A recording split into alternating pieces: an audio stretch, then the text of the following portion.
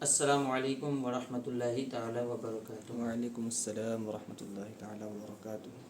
الصلاۃ والسلام علیک یا رسول اللہ، الصلاۃ والسلام علیک یا حبیب اللہ، وعلی آلک وصحابک یا شفیعنا یوم الجزاء۔ محترم ناظرین، قربانی کے ایام بہت ہی زیادہ قریب ہیں۔ قربانی کے تعلق سے بہت سے ایسے مسائل ہیں کہ جن کی طرف ہماری توجہ نہیں ہوتی ہے، بہت سی ایسی باتیں جن کو ہم ہلکا سمجھ لیتے ہیں، لیکن وہ کبھی کبھی مکروہ کے درجے میں اور کبھی ناجائز اور حرام کے درجے میں آ جاتی ہیں۔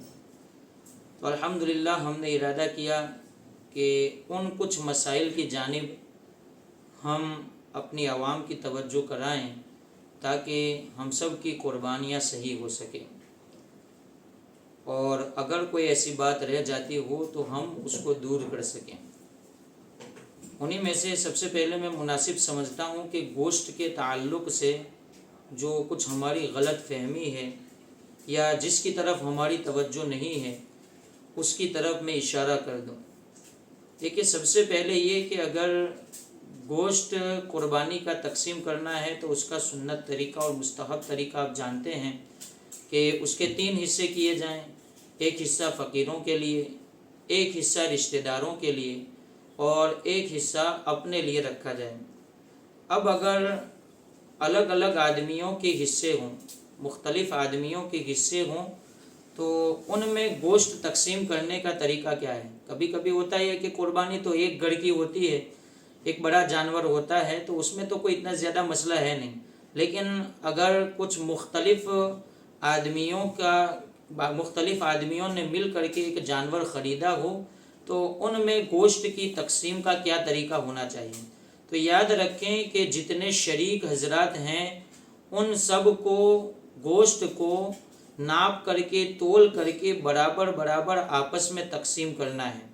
اندازے سے اس طریقے سے گوشت کی تقسیم نہیں ہو سکتی ہے، اندازے سے گوشت کی تقسیم کرنا یہ ناجائز ہے۔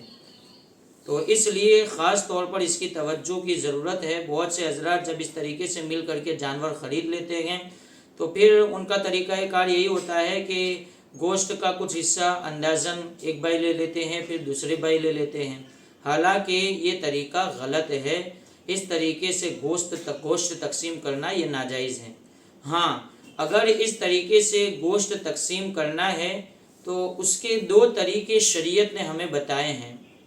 پہلا طریقہ تو یہ ہے کہ جتنے شریک ہیں ان شریکوں کے علاوہ کسی دوسرے ایک شخص کو سارے گوشت کا مالک بنا دیا جائے کہ بھائی ہماری طرف سے یہ گوشت ہم تمہیں دیتے ہیں، تم اس طریقے سے اس کے مالک بن جاؤ، ہم نے تمہیں یہ گوشت دیا، ہم نے ہبہ کیا، اس طریقے سے اس کو مالک بنا دیا جائے۔